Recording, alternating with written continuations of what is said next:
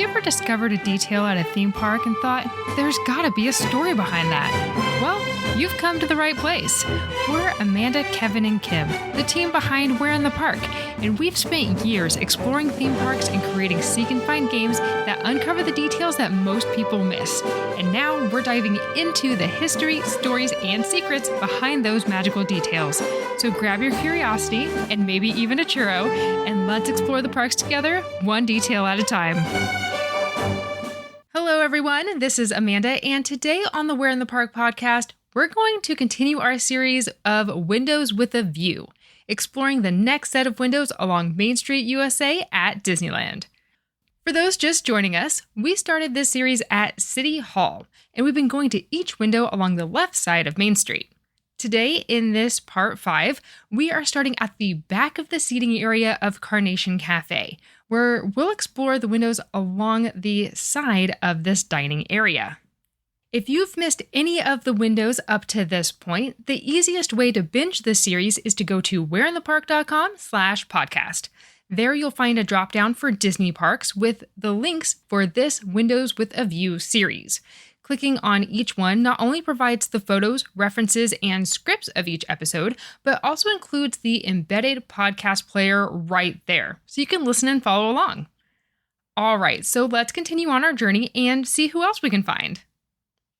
In the back right corner of the Carnation Café, above the seating area is a 2-pane window that you can only see in its entirety if 1, all of the umbrellas are down in the seating area, 2, if you are dining at Carnation Café, or 3, you walk down the narrow walkway toward the restrooms, lean over the railing to look over the table and under the overhang at this window. Yes, it's a very strange spot.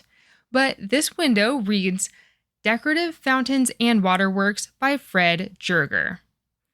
Between the words decorative and fountains is a fountain with an angel or perhaps a cherub on top, which is standing on one leg holding what looks to be a penguin. I don't know. Typically, fountains with cherubs would be holding some kind of water jug or urn, but to me, the one on this window looks like a penguin. So check it out next time you're at the park and report back as to what you see. You can DM us at Where in the Park on your favorite social media platform, or you can join us on our private Facebook group, Where in the Park Explorers, and you can report back because, I don't know, but it looks like a penguin to me. Anyway, Fred first started his career at Disney in 1953 as a model builder, working on models for live-action movie sets and props, and for Disneyland attractions and lands, such as Mark Twain, the Jungle Cruise, Main Street USA itself, and Sleeping Beauty Castle. He would later transition to rockwork, becoming the, quote, resident rock expert, and assisting in many projects for both Walt Disney World and Disneyland. His list of rockwork projects include, in no particular order, the Big Thunder Mountain Railroad at both Disneyland and Walt Disney World. Over at Disneyland, he worked on Pirates of the Caribbean, Tom Sawyer's Island, and the Haunted Mansion, which, speaking of the Haunted Mansion, Fred also has his own tombstone over there, which we talked all about in our Behind the Tombstones episode last October. His tombstone reads, Here lies good old Fred, a great big rock fell on his head, R.I.P., which makes sense because he's the rock expert. Over at Walt Disney World, his projects include the Jungle Cruise, Swiss Family Treehouse, the Atrium Waterfall and Swimming Pool over at Disney's Polynesian Village Resort, and rock slides for River Country Water Park. Quick side note, if you were like me and had never heard of River Country Water Park before, it was opened from 1976 to 2001 and became abandoned after Disney's Typhoon Lagoon and Disney's Blizzard Beach had opened. Demand was not high enough to maintain and reopen River Country. This park has since been demolished, and the new DVC resort called Disney Lakeshore Lodge is scheduled to open on this property in 2027. Anyway, after 26 years with the company, Fred retired in 1979, but came out of retirement to serve as a field art director during the construction of Epcot. back to his window on Main Street at Disneyland, this particular window was added in 1992, but it was not the first to feature his name. Over at the Magic Kingdom back in 1975, Fred shares a window pane with Jack Fergus and Mitz Natsumi, along with Bob Sewell and Malcolm Cobb for Daughterland Modeling Agency.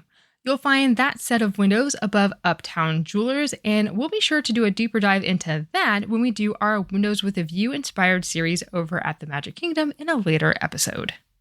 The next dedicated window is on the brick building that serves as the entrance to the Carnation Café.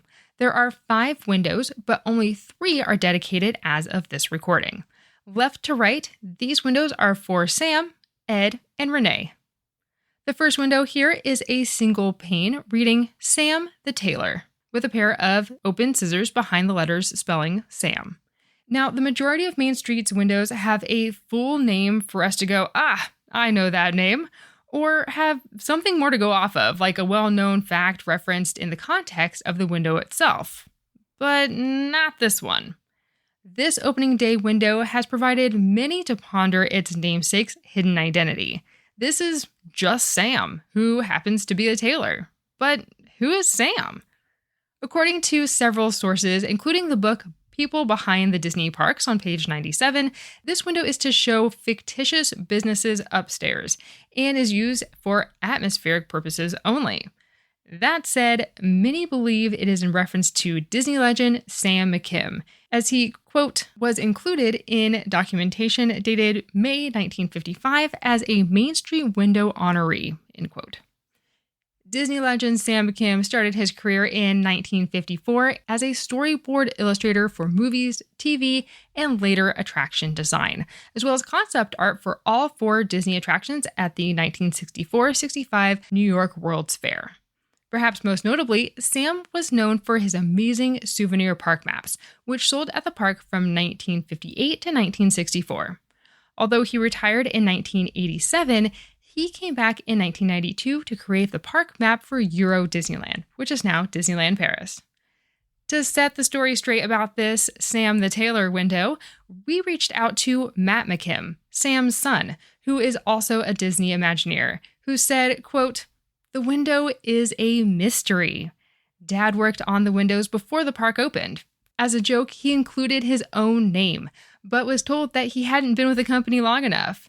That window could have been a joke and was a nod to him. He was known to be a snappy dresser. There's no proof of that, and I never heard my dad talk about it," end quote. So while the mystery is still out as to the full origin story, I'd like to think that Sam created his own window, as he was creating other windows on Main Street anyway. Of course, Sam now has an official window on the other side of Main Street by Plaza Point near the Little Red Wagon corn dog cart. His official window pays homage to his career as a cartographer and his wonderful souvenir maps of Disney parks.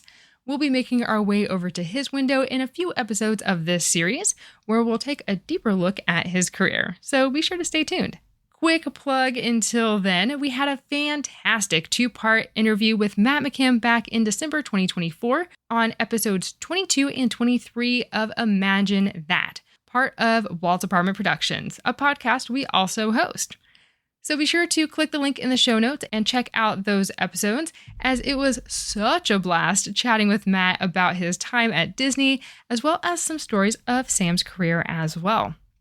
While you're there, check out episode 39 of Imagine That from September 29th, 2025, where we had an Imagineering spotlight about Fred Joerger, including a Blue Sky armchair Imagineering session inspired by his work. That episode was also a lot of fun. Again, I'll have links to everything in the show notes, but if Imagineers interest you, which I can only assume because you're listening to this show, then you'll love our other show all about Imagineers over on Imagine That. Just search for Walt's Apartment Productions on your podcast player or click the link in the show notes to go to the YouTube channel. The next dedication window reads, Old Settlers Gold Dredging, Ed Winger, Proprietor. At first glance, that sounds like someone straight out of Frontierland. And in a way, it is. Ed Winger joined Disneyland during its construction in 1954 and played an important role in helping bring the park to life. Over the years, he became supervisor of the paint department, mill, and sign shop, overseeing many of the signs, finishes, and visual details that help create the atmosphere and storytelling that guests experience every day. So why does his window mention gold dredging instead of painting or sign making? Well, for one thing, Ed was an avid gold prospector who enjoyed searching for gold in Northern California, and his tribute window honors that hobby, complete with the large gold nugget on the first window pane. But Ed is perhaps best remembered for a connection that guests may have unknowingly seen for decades. When Tom Sawyer Island opened on June 16, 1956, one of its most memorable sights was the burning settlers' cabin. From across the rivers of America, guests could see a frontier cabin engulfed in flames. It was one of the most dramatic and talked about scenes in Frontierland and became a Disneyland icon for more than 50 years. According to Disney historians, Ed not only helped create and maintain the effect, but he also served as the model for the unfortunate settler lying outside the cabin. So if you ever spotted the figure stretched out in front of the burning building, you're actually looking at a tribute to Ed himself. The scene became so popular that a version of the burning settler's cabin was later added to Tom Sawyer Island at Walt Disney World's Magic Kingdom. While Florida's version has since disappeared as part of the transformation of that area into Piston Peak National Park, Disneyland's original cabin still remains along the rivers of America today. The flames were removed during a 2007 refurbishment of Tom Sawyer Island, so newer guests may not realize what they're looking at. Over the years, a new resident has moved in by the name of Mike Fink. He certainly has spruced up the place. So next time you're on board the Mark Twain Riverboat, the sailing ship Columbia, the Davy Crockett canoes, or even the Disneyland Railroad, keep an eye out for the old cabin across the water, hidden among the trees, along with Mike Fink's keelboat, Gollywomper, floating along the riverbank.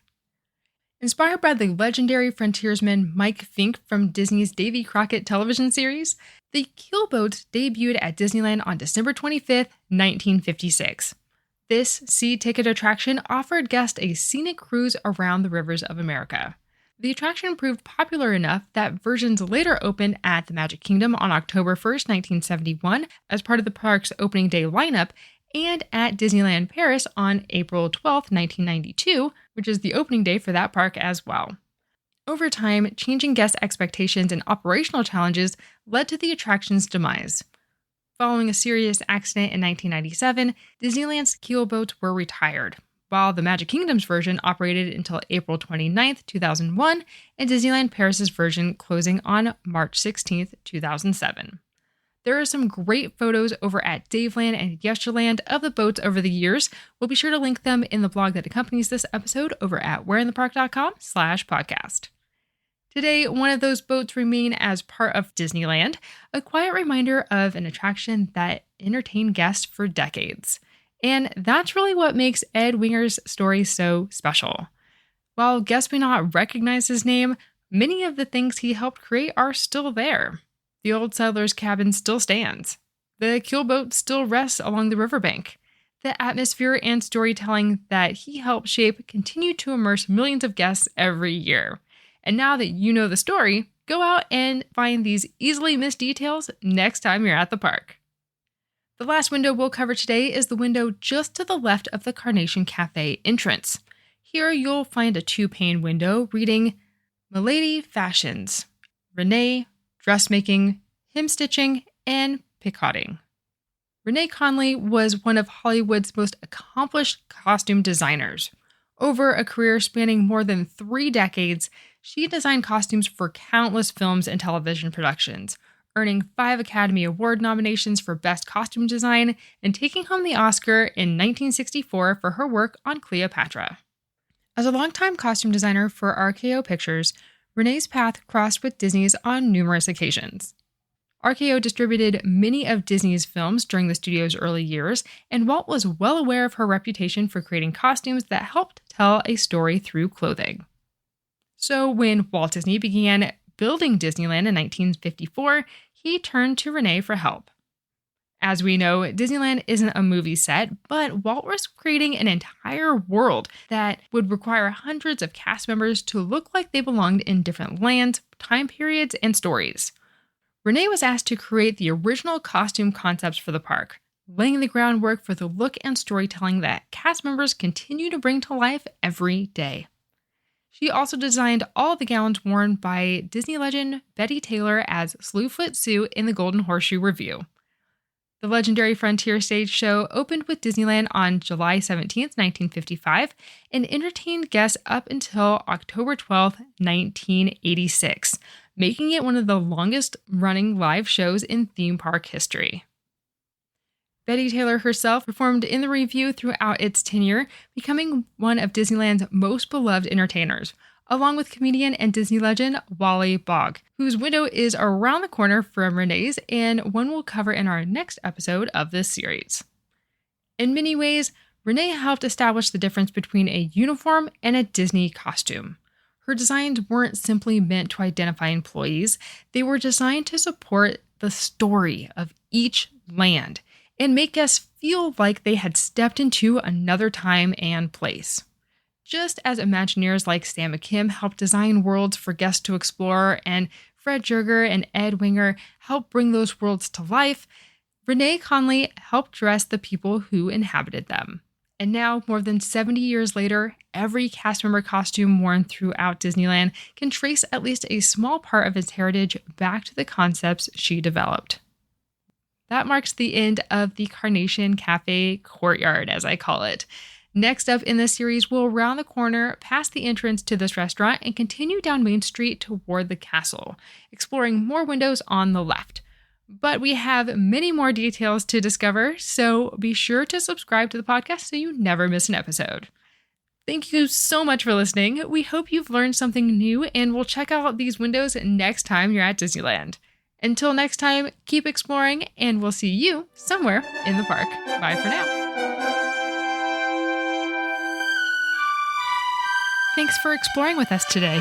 If you're ready to take your park experience to the next level, check out Where in the Park Games. They're self-paced, seek-and-find adventures designed for you to experience the park in a whole new way. Whether you're visiting for a birthday, a family gathering, date night, or even a solo trip, you'll be searching up high and down low for the details found in the park's theming. Get ready to discover a deeper appreciation for your favorite theme park with a Where in the Park game, and take 10% off your next adventure by using code PODCAST10. Which park will you explore next? Until then, we'll see you somewhere in the park.